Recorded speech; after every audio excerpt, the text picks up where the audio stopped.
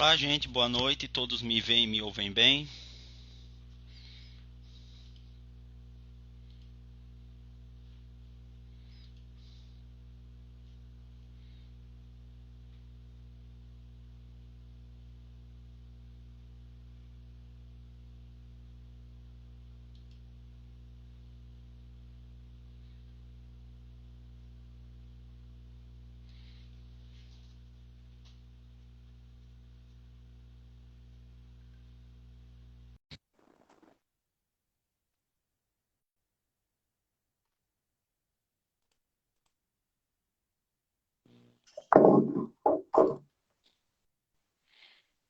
Oi, Mário. Olá, boa noite. Boa noite.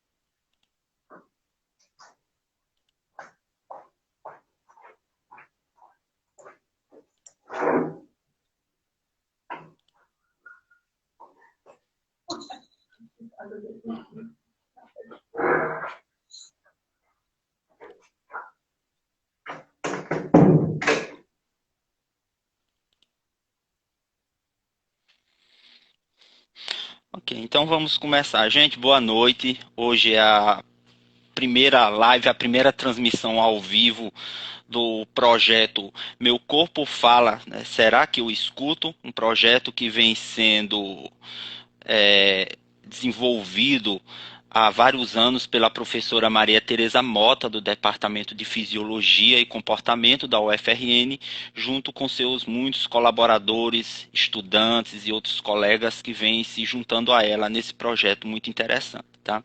Aproveito já agradecendo a Tereza e toda a equipe pelo convite para moderar essa primeira noite de palestras aqui ao vivo no projeto. Bom, hoje à noite nós vamos ouvir o Homem do Tempo, né? Não aquele homem do tempo no sentido usual que a gente costuma aplicar o termo, que é o tempo no sentido de mudanças climáticas, mas daquele tempo que passa, o tempo no qual a vida surgiu e o qual a vida vem se desenvolvendo, né? Ao longo do tempo da sua evolução, a vida incorporou a dimensão temporal na sua organização, de forma que para nós o tempo é algo muito importante para a nossa saúde, os diversos processos fisiológicos, tá? Existe toda uma comunidade de cientistas dedicadas a estudar os aspectos temporais da nossa fisiologia, são os famosos cronobiologistas, e hoje é um desses cronobiologistas que nós vamos ter o prazer de assistir à palestra. Né? Então, o nosso convidado de hoje à noite é o professor Mário Miguel, também do Departamento de Fisiologia e Comportamento da UFRN. O Mário ele é paulistano, fez toda a sua formação lá em São Paulo, com mestrado e doutorado em Fisiologia lá pelo Instituto de Ciências Biomédicas da USP, e já há vários anos está como professor, né, lá na UFRN, com quem inclusive eu tive o prazer de conviver e trabalhar em conjunto por algum tempo. Nesse momento, o Mário está afastado da UFRN, está fazendo um estágio de pós-doutorado lá na Inglaterra. né? Na terra tá aí, na terra da rainha, tá aproveitando o lockdown na Inglaterra, não é, Mário? E hoje vai falar um pouco aí para nós sobre alguns assuntos que são relevantes a esses aspectos temporais, ao sono, inclusive a coisas que estão acontecendo no nosso corpo relacionados a esses aspectos aí, tá? Então, Mário, muito obrigado em nome, inclusive, da equipe por aceitar o convite. A gente já sabe que é até um pouco tarde aí na Inglaterra agora, de ter ficado acordado até agora para conversar conosco sobre esse assunto. Boa noite, meu amigo. Good evening. Boa noite, boa noite, meu amigo. Eu que fico feliz em te ver e participar mais uma vez também da jornada. Eu acho que esse é um projeto que eu já sou praticamente veterano e a minha colega Teresa tem um papel fundamental na extensão da nossa universidade e em levar todos esses assuntos mais diversos, né, para a nossa população. Agora a gente está, claro, não no formato que a gente gostaria, não no formato ao vivo real, né? Mas, por outro lado, a gente tem uma abrangência muito grande, né? A gente consegue atingir um público bastante grande, e isso é uma vantagem, tá? Apesar de a gente não gostar muito dessas plataformas, mas eu acho que hoje em dia é fundamental. Então, Cleanto, eu agradeço enormemente a apresentação. Eu acho que a gente vai falar um pouquinho sobre basicamente sobre cronotipo, sobre como que a nossa ritmicidade se dá de forma individual, né?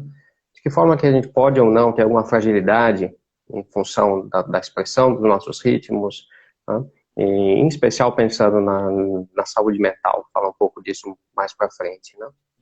Então, como o Cleanto bem disse, a gente, acho que a matéria viva ela se organizou, né, ao longo da evolução e é inegável que muita coisa na gente se modifica ao longo de diversas escalas de tempo. Tá? Vamos pensar na escala de 24 horas como uma escala mais comum, ou seja, o que a gente tem de mudanças ao longo do dia? A gente não para observar, a gente observa muito pouco, né? Mas no nosso dia a dia, a gente vai tomar um remédio, por exemplo, para hipertensão, né? A gente não toma um remédio para hipertensão a qualquer momento, né? A gente tem uma prescrição para um horário ou para outro. A gente não faz exame de sangue, não, um exame de cortisol, por exemplo, no horário qualquer. Então isso é fundamental e a gente indiretamente tem acesso, mas a gente pouco para prestar atenção, né? Coisas até mais simples, né? A gente dorme durante a noite, quase todo mundo, né? E durante esse sono a gente não tem fome, quer dizer, a fome é um fenômeno absolutamente essencial, mas que não acontece da mesma forma ao longo das 24 horas. Então a gente não se observa, né? Isso é interessante, acho que é um convite meu, inclusive, para que a gente passe a se observar. Mas, de qualquer forma, esses nossos ritmos, as nossas oscilações, elas são presentes nas mais diversas escalas, desde a nossa fisiologia até o nosso comportamento, a nossa bioquímica, né? E acho que é interessante a gente começar a falar um pouquinho do para que serve isso, né? Por que a gente tem ritmos, né? Por que a gente tem um relógio biológico, um sistema de temporização, né? Acho que eu sempre gosto de falar um pouco sobre isso, que sem citar o relógio, sem o nosso sistema de temporização, sobraria para a gente uma capacidade de reação, tá? E reação a qualquer coisa, e reação é sempre muito caro do ponto de vista fisiológico, né? E reação nem sempre é previsível, né? O fato da gente ter um próprio relógio faz com que a gente tenha uma capacidade de se antecipar aos eventos, né? Principalmente os eventos que são cíclicos, né? E se a gente olhar de novo para o nosso ambiente, é tudo cíclico, né? A temperatura não é a mesma ao longo do dia, o claro e o escuro se alternam, né, a cada e de forma cíclica a cada dia. Então o nosso organismo ele se antecipa a essas modificações, isso aconteceu ao longo da evolução, não é uma exclusividade nossa em absoluto, né? Mas no nosso caso traz uma vantagem bastante grande, a existência do sistema de temporização. Do ponto de vista fisiológico, economiza energia, que é tudo o que a gente quer, né, para a manutenção da nossa vida, né?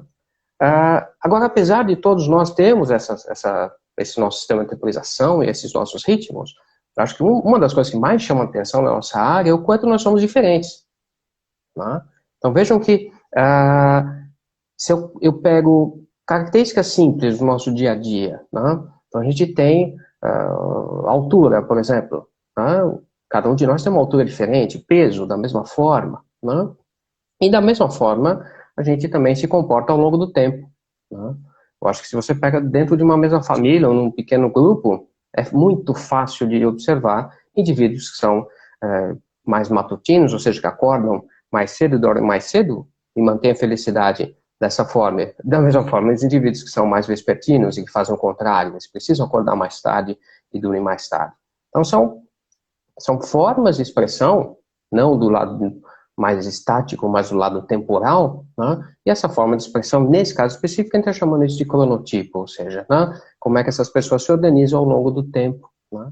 A grosso modo, mais ou menos metade da população tem uma flexibilidade maior, né? Ou seja, acorda e dorme mais cedo ou mais tarde, dependendo da situação, mas a gente tem uma parcela bastante significativa que é bastante rígida, né? E são os indivíduos que acordam muito cedo e que vão dormir muito cedo, que não aguentam ficar muito tarde, até muito tarde acordados, e o contrário, os indivíduos que precisam acordar mais tarde, né? Então, esses indivíduos, quanto mais distantes desse centro, né, dos indivíduos que são mais flexíveis, né, esses indivíduos estão mais propensos a sofrer, né, com as demandas do nosso cotidiano, né? E aí, dentro desse conceito, acho que uma das coisas que é interessante é quais são as implicações disso, né? E daí, se eu sou mais matutino, se eu sou mais vespertino, né? Para isso, acho que, de novo, tá, é necessário que a gente faça a leitura do nosso ambiente, né? Vamos imaginar dentro da nossa própria família, né?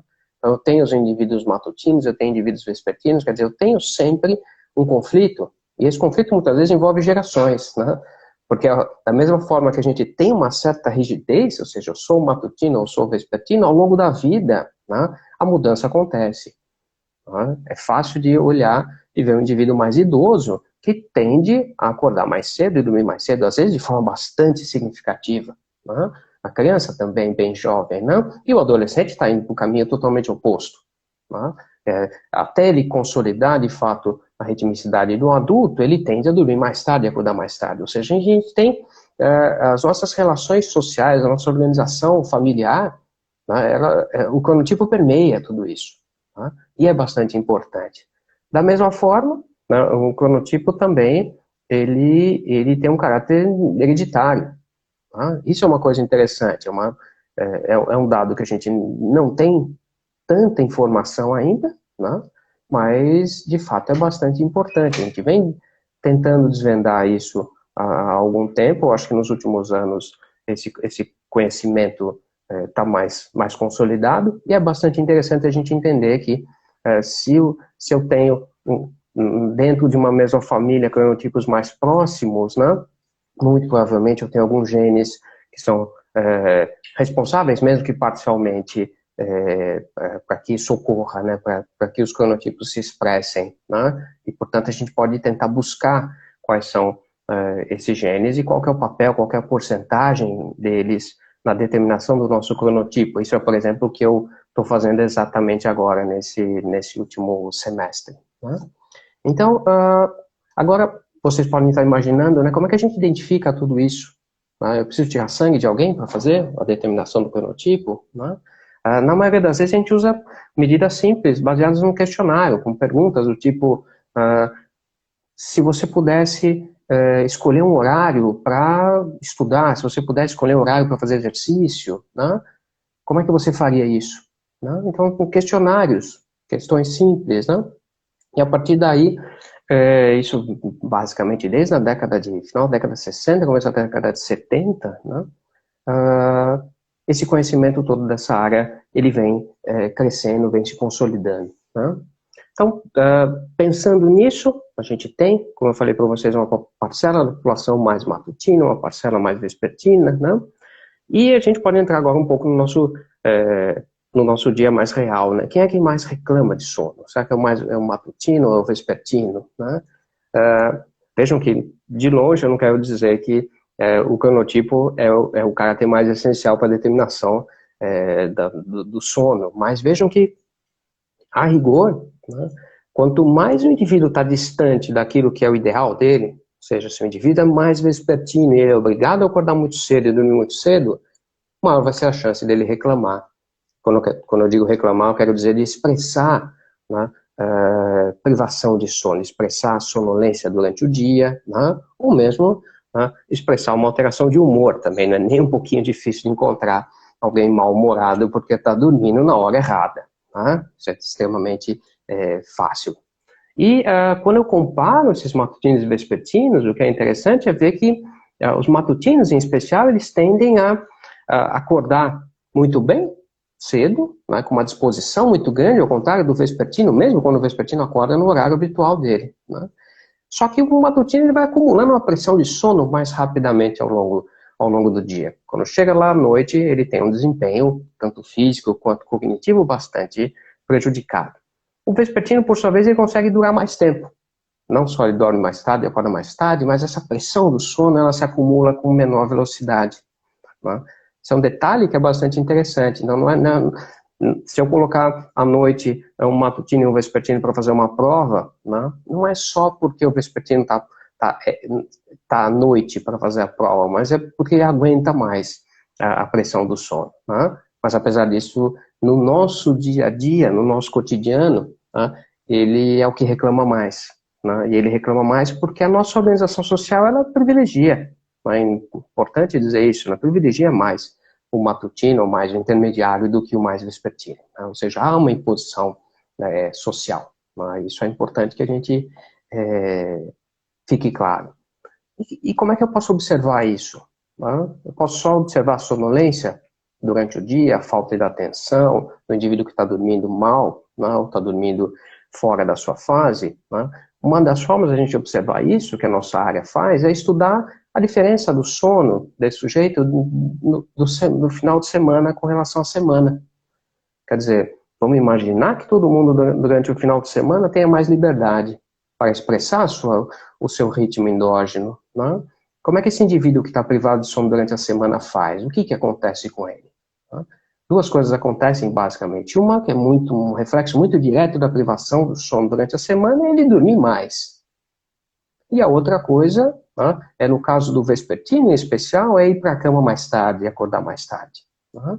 Então esse fenômeno tem um nome, a gente chama ele de jet lag social, o nome não é relevante, o importante é entender que o nosso padrão de sono ele funciona como uma sanfona. Né? Durante a semana a gente tende a ficar mais restrito no sono e no final de semana a gente tende a ter uma folga maior. Né?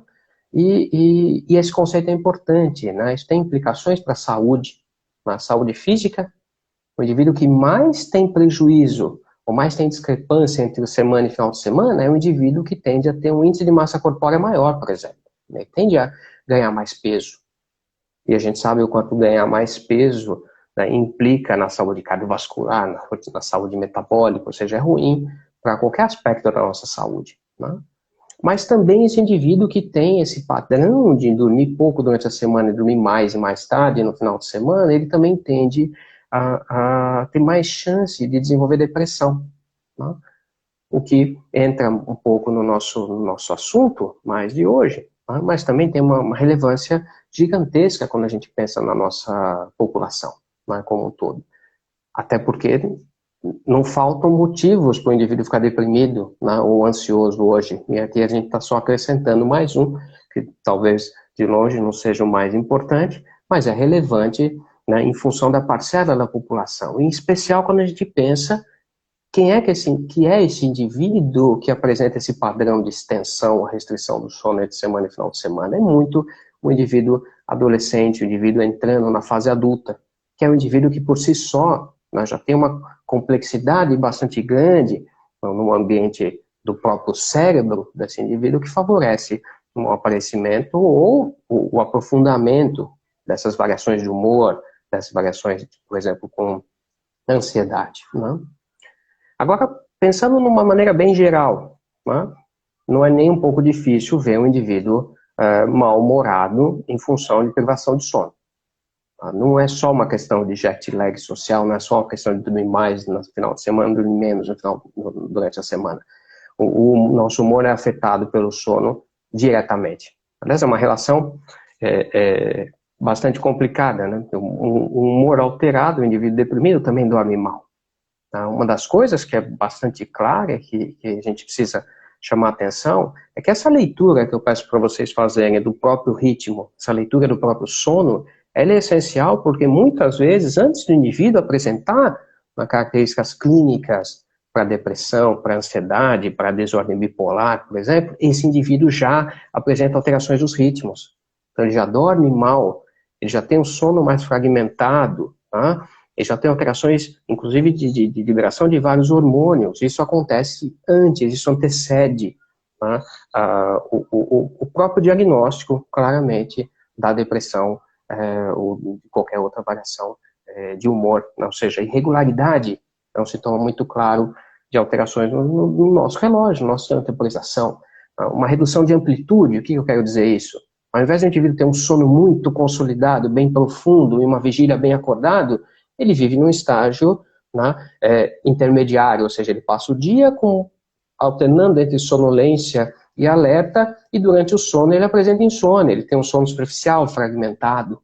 Né? Esses são sintomas de redução de amplitude dos nossos ritmos. Né? E como eu falei, isso é importante porque isso antecede a própria clínica. Né? E ao longo da história, muito do que eu estou falando aqui para vocês é conhecimento antigo, né? O que a gente está fazendo hoje, né, que eu acho que é interessante, é estudando estudando grandes massas da população.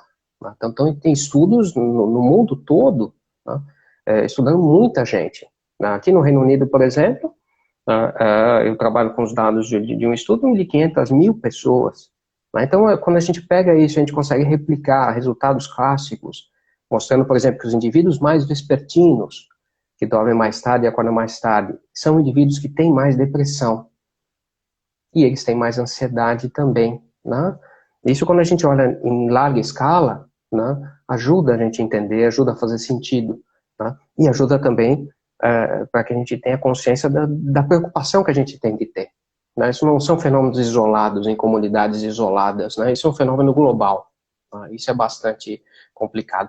Não quer dizer que o matutino não seja livre de depressão. Tá? Não é isso que eu estou querendo dizer, muito pelo contrário. Tá? Se esse matutino também for obrigado a trabalhar à noite, tá? Ele vai ter prejuízo, tá? Tanto quanto um indivíduo vespertino. Aliás, tá? De longe, tá? Os indivíduos que têm mais prejuízo com relação à saúde mental relacionada aos nossos ritmos são os indivíduos que trabalham à noite. Os indivíduos que trabalham em turno, trabalham no turno noturno, são os indivíduos que mais sofrem. Porque da mesma forma que eu falei para vocês que é fácil a gente, o indivíduo mais matutino, ser obrigado a dormir mais tarde e acordar mais tarde, quando eu pego um indivíduo e obrigo ele a fazer o contrário, a dormir durante o dia e ficar acordado a noite inteira, isso é um desafio para o sistema de temporização, isso é um desafio temporal que muitos de nós, né, não somos capazes de fazer. Tá? A gente não atura, tá, esse desafio temporal e aí os prejuízos são vários para a nossa saúde física, pensando no nosso coração, pensando, por exemplo, em câncer, né, e para a saúde mental, certamente. Tá? Então, como eu falei, a gente conhece muito disso, né, já, ou seja, o conhecimento está se consolidando, mas a gente sabe muito pouco ainda das bases mais celulares, das bases mais moleculares. Né? Então, acho que nesses últimos anos, essa tenha sido... essa seja a fronteira, né? Se a gente pensar em aplicação, né? O que a gente consegue fazer, o que a gente pode fazer para entender melhor de que forma que a base do nosso relógio, a base do nosso sistema de temporização, ou seja, os nossos genes que controlam as nossas oscilações, o nosso corpo que controla o nosso sono e a nossa vigília, de que forma que essa base, né, interage ou leva um indivíduo a ser mais suscetível ou não a ter, por exemplo, ansiedade, a ter, por exemplo, a desordem bipolar. Então, são coisas que a gente vem fazendo. Né? A gente submeteu agora, por exemplo, um trabalho falando exatamente sobre isso, fazendo uma revisão. Né? E, incrivelmente, a gente sabe muito pouco. Né? A gente conhece que, por exemplo, qualidade de sono está relacionada com saúde mental desde a década de 60. Mas a gente não entende muito bem quais são os mecanismos. Né? E, portanto, a gente fica com uma diminuição bastante grande de meios de ação. Tá? Mas a gente tem, por exemplo, possibilidades comportamentais interessantes que a gente pode lançar mão, que a gente pode usar. Tá? Então, de forma bem simples, né, já finalizando quase, vejam que, em essência, não importa, né, a sua organização, se você é mais matutino, se você é mais vespertino, né? O importante é que a gente mantenha a coerência do nosso sistema. E para manter a coerência do nosso relógio, a coerência do nosso sistema, a gente precisa se expor, tá? Ao nosso ambiente cíclico. Então, uma coisa que a gente deixou de fazer, muita gente não faz, tá? É, por exemplo, se expor à luz diurna, à luz matutina, à luz do sol. Né? Tem um papel fundamental para a organização do nosso sistema de temporização. Né? E a outra coisa, em contrapartida, ou seja, o contrário, né? É ficar no escuro à noite. Né? Quantos de nós, né, não fazemos isso de ir para a cama com uma tela, um celular, um computador, um tablet, seja lá o que for, né? É fácil de imaginar o que acontece, né? A gente liga essa tela, né? A gente está exposto a uma luz que tem particularidades com relação ao seu comprimento de onda, ou seja, a cor, mas também tem um conteúdo, né? A gente não pode esquecer também, se eu estiver lendo alguma coisa com uma luz que seja forte, mas for muito chato, eu vou dormir. Se eu estiver assistindo, aliás, tem muita gente que dorme assistindo TV. Mas o escuro à noite ele é essencial também. Né? Ele também é tanto quanto a luz diurna. Né? E outras duas coisas são importantes. Uma é a atividade física. Né? É uma coisa que afeta diretamente a saúde mental e afeta diretamente a ritmicidade biológica. O nosso sono sempre melhora quando a gente faz atividade física. Né? Claro que não é atividade física muito próxima do horário de dormir. Né? Senão a gente gera calor, a gente produz calor e vai dormir mais tarde. Né? O fenômeno mais claro. E a outra coisa, para finalizar, é o alimento. Né? É uma coisa também a gente está cada vez mais não respeitando, né, a nossa fome, não respeitando os nossos horários alimentares, que são diferentes de sujeito para sujeito. Né? Mas quando são respeitados, geram também um sinal de regularidade, um sinal para o relógio. Ou seja, vejam que esses 4 fatores, né, luz de manhã, escuro à noite, atividade física e alimentação, servem para gerar no nosso sistema de temporização coerência. Né? E a partir daí, a gente tende a ter uma expressão mais saudável. E se a gente mantiver a nossa organização temporal mais saudável vai ser a nossa saúde mental, assim como a nossa saúde física. Eu acho que isso é muito importante, em especial agora. Né? Eu acho que muita gente que está me ouvindo aqui está vivendo uma situação totalmente diferente, né, do habitual, e muita gente aqui está se expondo menos à luz pela manhã, se expondo mais à luz pela noite, com uma irregularidade na atividade física, irregularidade na alimentação, né? Ficando mais tempo na cama, indo para a cama mais tarde. Né? E apesar disso tudo, né, além disso tudo, na verdade, a gente tem uma pior qualidade de sono e tem mais insônia. Né? Esse é o cenário. A gente não precisa estar exatamente no lockdown, basta estar em casa o tempo todo. Né? Então, isso faz com que a gente tenha perturbações e deficiências e atrapalha tanto a nossa saúde mental quanto o nosso relógio, tá? Então, essa é a mensagem que eu queria passar para vocês e agora eu quero perguntas também, tá?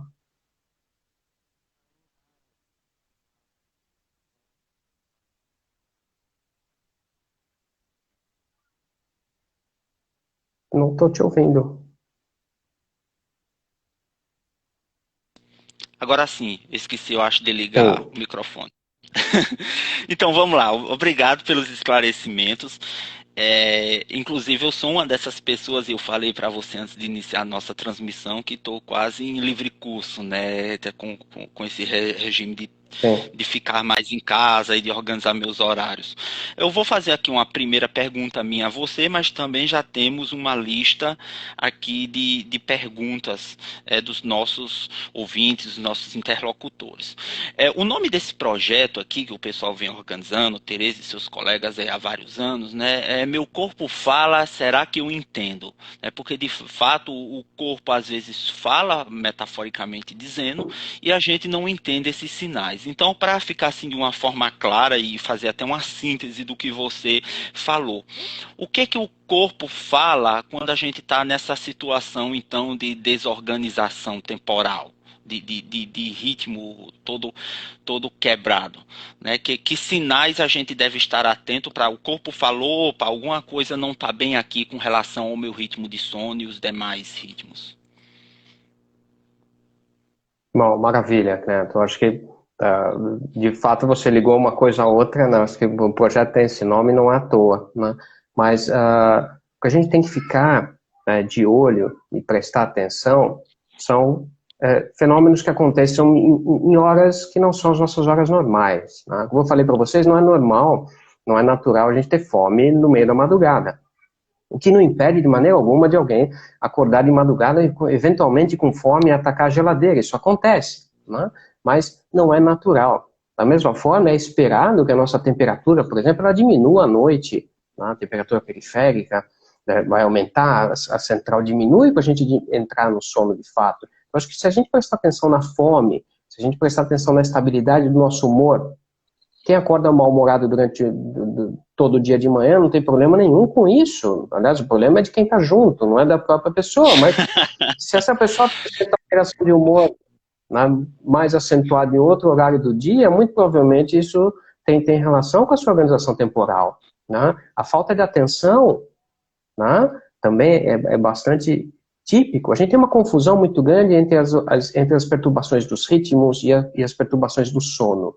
As desordens do sono elas se confundem muito com as desordens do sistema de temporização. Tá? Não é à toa, né? Se a gente pensar que o ciclo sono-vigília é um dos principais atores no nosso sistema. E tem uma sobreposição.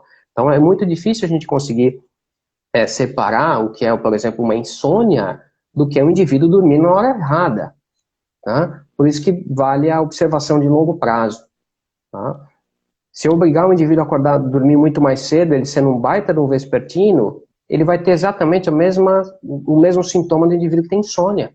E, na verdade, o que ele está fazendo é dormindo na fase errada.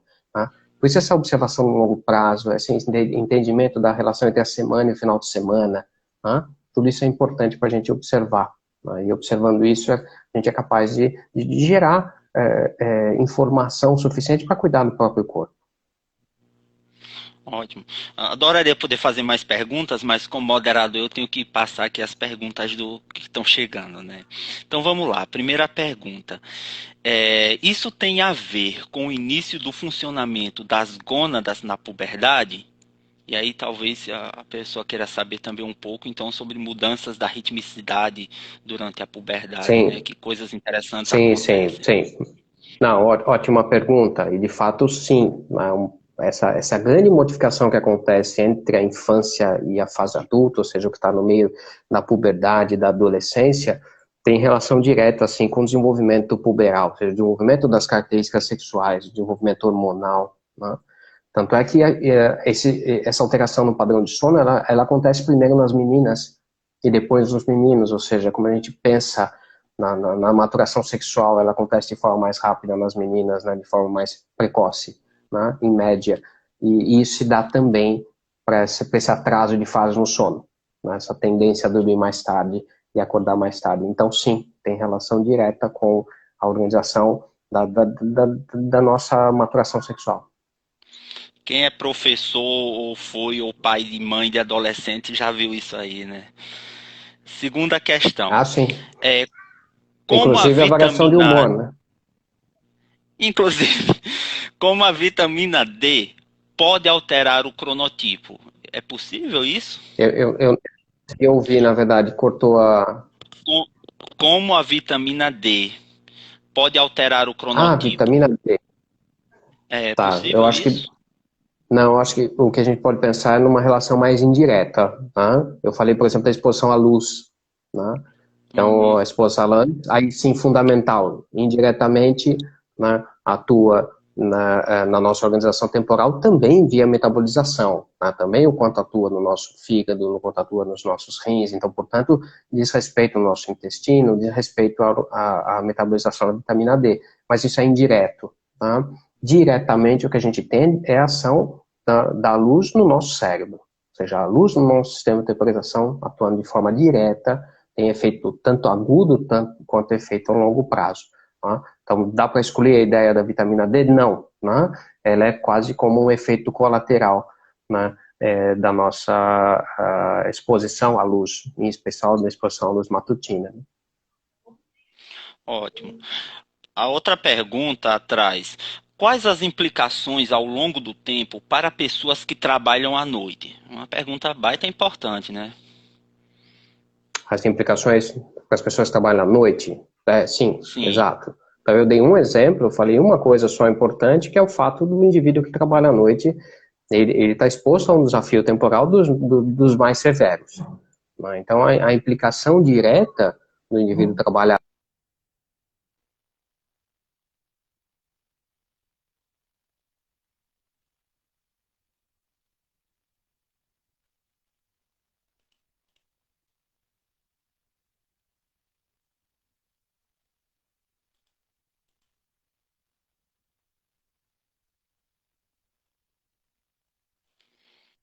a temperatura está subindo, tá? Os nossos hormônios que nos alimentam de energia, o cortisol, o glucagon, a adrenalina, estão todos subindo, a nossa temperatura está subindo. Tá? Então, portanto, isso não é um ambiente fisiológico propício para o sono. O que acontece, no final das contas, é um sono superficial, né? É um sono que não é, suficiente para a demanda. Né? Então, o indivíduo tem um sono durante a noite, tá? Ele tem um sono reparador. Durante o dia, ele não tem um sono reparador. Ô Mário, você repete só um pouquinho as últimas frases, porque a sua imagem e o seu áudio congelou um pouquinho para todos nós, por favor. Ah, tá ótimo. Não, o que eu falei é o seguinte, o sono durante o dia ele não é reparador de forma alguma. E por quê? Porque fisiologicamente o nosso cenário, o nosso contexto é inverso. Durante o dia a gente está mobilizando energia, a gente tem glucagon, cortisol, adrenalina, temperatura subindo, pressão arterial subindo. Isso é incompatível com o sono adequado, um sono profundo. Então, diretamente o indivíduo trabalhar à noite deixa com que ele tenha, caso ele tenha disponibilidade, eu estou excluindo aí desse cenário todo o contexto da família, todo o contexto das obrigações sociais, tá? Que vão adicionar ainda mais complicações. Mas se eu não tiver tudo isso, mesmo assim, eu não consigo ter um sono adequado durante o dia. Ou seja, a hora importa, né? O momento importa. Eu acho que essa é uma mensagem que a gente sempre tem que Fantástico. esclarecer. Pronto, Exato, vamos lá. um sono de Seguindo 5 aqui. horas durante o dia não é igual um sono de 5 horas à noite. E isso para todas as outras coisas, não é verdade? Sim, estou dando exemplo do sono porque a gente palpa, né? É mais Sim, fácil sim. de ver. Mas isso vale para todas as outras coisas. Perfeito. Ô Mário, qual seria o nível de luz adequado para estabilizar o indivíduo? Ou colocando melhor, para sincronizar melhor o ritmo do indivíduo? Aí tem um indivíduo da psicofísica assistindo, né? A gente não tem uma fórmula mágica, né? O que a gente tem, né, é que tem que ter uma amplitude bastante grande. Então, durante o dia, né, eu não vou falar em valores, porque não faz muito sentido. Eu vou dizer que a gente precisa de uma luz de 10, 15 mil lux de intensidade, mas basta que eu tenha a luz do sol, né? Mesmo que seja nublado, não tem importância, senão ninguém teria sono de qualidade aqui, por exemplo, onde eu estou. Mas funciona. Sono, o nosso ciclo sono-vigília ele se adequa muito bem a isso. Então, a exposição à luz durante o dia e principalmente a alternância, o delta, ou seja, o escuro à noite. À noite a gente tem que ter escuro, e aí eu posso falar para vocês que o escuro é escuro absoluto mesmo. Não tem meio termo. Tá ótimo. A psicofísica era a Tereza, ela assumiu. Ah, Outra pergunta aqui muito boa, né? Essa eu sei que tem uma relação. Qual a relação entre câncer e desincronização do ciclo circadiano? desde o quê? Desculpa, não ouvi de novo. Qual a relação entre o câncer e a desincronização do ciclo circadiano? Ótimo. Isso dá uma aula inteira. Mas vamos pegar um exemplo, uma coisa interessante. Tá? Então, falei para vocês que os nossos ritmos eles se expressam nos diferentes níveis. Então, se eu pegar uma célula do nosso corpo, ela tem um ritmo. Tá? E atrelado a esse ritmo dessa própria célula, não importa o que ela faz, tá o ciclo celular que a gente já conhece. Tá? O ciclo celular que envolve diferenciação celular, exposição do material genético, né? E esse ciclo celular é o que está mais interligado diretamente à origem, né, do câncer. Então, quando a gente tem, tá, todas as nossas células do nosso corpo, né, trabalhando em conjunto, sincronizadas, essas células elas tendem a ter um funcionamento mais próximo do normal. Quando eu não tenho um sinal coerente, porque eu falei isso é importante, do nosso relógio para as nossas células, no nosso tecido periférico, no nosso corpo como um todo, tá? A gente passa a deixar individualmente cada uma das nossas células suscetíveis a uma desregulação, tá? Nos genes que controlam o seu próprio ciclo celular. Tá? Então a gente tem uma expressão aumentada, por exemplo, do que a gente chama de oncogenes, né? Que são genes que estão relacionados a uma diferenciação celular, né, defeituosa, uma diferenciação celular muitas vezes em maior velocidade, né? E é isso que a gente percebe no câncer. Né? Então, de novo, a organização temporal do nosso organismo ela é fundamental para manter individualmente cada uma das nossas células funcionando adequadamente. Né? A gente chama isso de organização temporal interna. É uma palavra-chave, né, um conceito-chave dentro da nossa área. Ok. E qual seria o efeito da exposição a computadores, lâmpadas artificiais? Principalmente se a gente pensar nesse contexto de o chamado home office, que vários de nós está enfrentando agora na pandemia. Então isso é ótimo. Porque veja, se eu acordo, não saio de casa, fico trabalhando em casa, eu muitas vezes não me exponho à luz do sol diretamente, que é essa luz que eu falei que é essencial. Por outro lado, eu passo o dia inteiro sob um regime de luz constante, e muitas vezes isso invade a noite. Ou seja, onde é que está a informação temporal, onde é que está a alternância, onde é que está o dia? Né? Eu perdi essa informação, e essa informação é importante para sincronizar o nosso sistema de temporização. E por outro lado, eu vou invadir a noite com uma intensidade de luz muito alta e com uma fonte de luz que tende ao azul, com essa luz de LED em especial, que é uma luz que, primeiro, deixa o nosso cérebro muito mais ativo. Não é à toa que a gente acende a luz se a gente quiser trabalhar à noite. A gente não vai trabalhar no escuro, senão você vai dormir e cair em cima do computador. Então, diretamente, de forma rápida, a gente mantém o nosso cérebro desincronizado trabalhando. Indiretamente, a gente impede, por exemplo, a liberação da melatonina, que é um hormônio essencial e importante, né, para sinalizar para as nossas células no corpo inteiro que é noite. Né? Então, de novo, a gente está impedindo que as nossas células, impedindo que os nossos sistemas fisiológicos todos se sincronizem. Né? Então, é importante a gente ter o sinal temporal, ter alternância de luz. Bom, agora vem uma pergunta relacionada mais ao mundo fitness, né? Eu vendo aqui a pergunta, lembrei que eu esqueci de dizer na sua apresentação que o Mário ele é fisioterapeuta e também é faixa preta de judô. Então é um cara aí que é do mundo da atividade física e do esporte, né? Ou pelo menos era, né, Mário? Então, é, a pergunta é: qual seria o melhor horário para se praticar exercícios físicos? Ah, fantástico. Infelizmente a resposta não é simples, né? A resposta não existe. Mas não quer dizer que eu não possa falar nada. Vejam, um detalhe fundamental é que a gente respeite a nossa vontade. Né? Então, é impossível o indivíduo contrariado ter um desempenho adequado, ter um desempenho ótimo. Tá? Então, como a gente é mais matutino ou mais vespertino, né? Da mesma forma vai ser a nossa disposição a fazer atividade física. Né? Agora, pensando no sono diretamente, o essencial é a gente não ter atividade física muito próxima do sono. Né? A gente tem um limite aí mais ou menos de 3 horas antes do nosso horário habitual de dormir para a gente parar de fazer atividade física. Isso é de fato essencial. Agora a gente tem particularidades. Né? Cada esporte, cada tipo de atividade física tende a ter um desempenho, o indivíduo tende a ter um desempenho melhor no horário do dia. De maneira bem geral, isso não vale para tudo, né? Só para a gente ter uma resposta mais curta. Quanto mais alto tiver a nossa temperatura central, maior tende a ser o nosso desempenho. Tá? Então, portanto, na média da população, o nosso desempenho é maior no fim da tarde. Tá? Mas isso, não, de novo, não vale para tudo, mas não vale para todo tipo de atividade física e muito menos para todas as pessoas. Ok.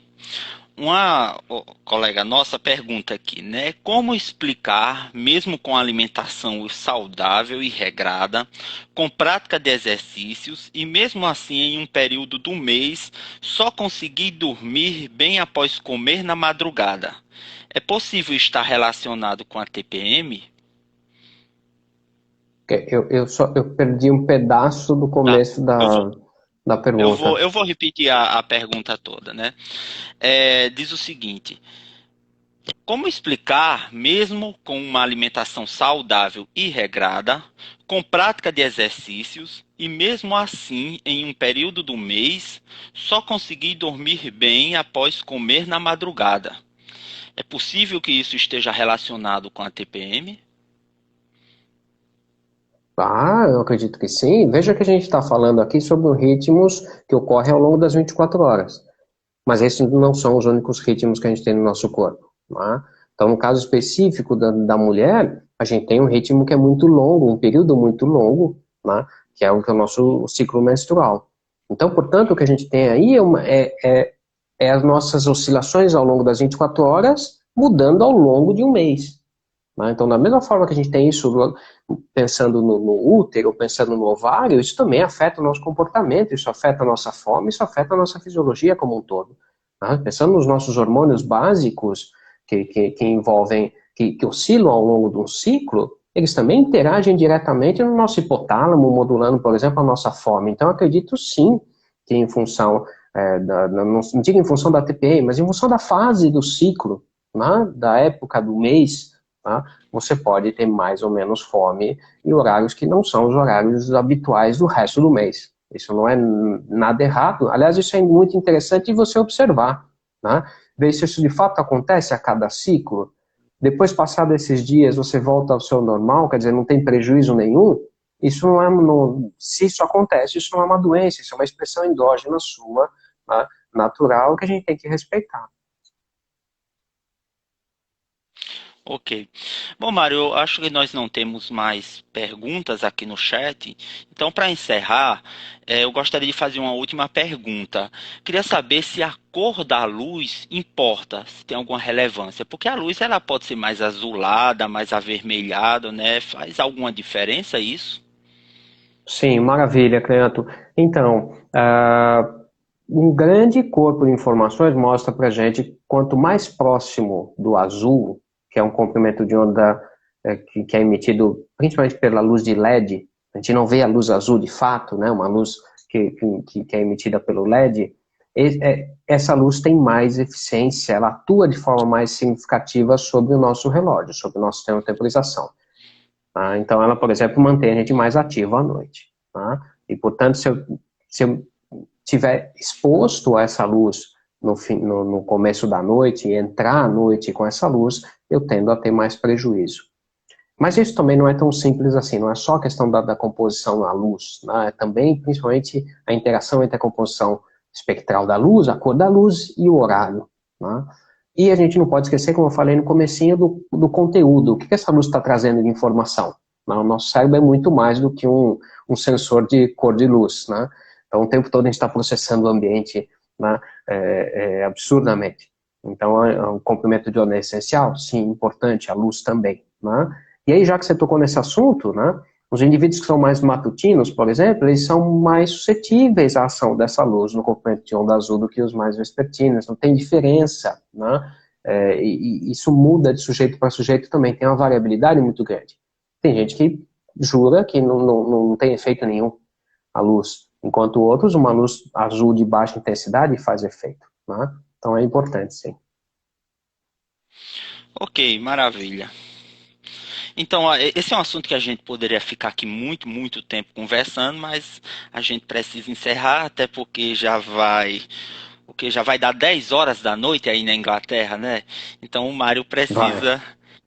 Mário precisa dormir, né? Ele precisa manter a sua ritmicidade biológica, tá?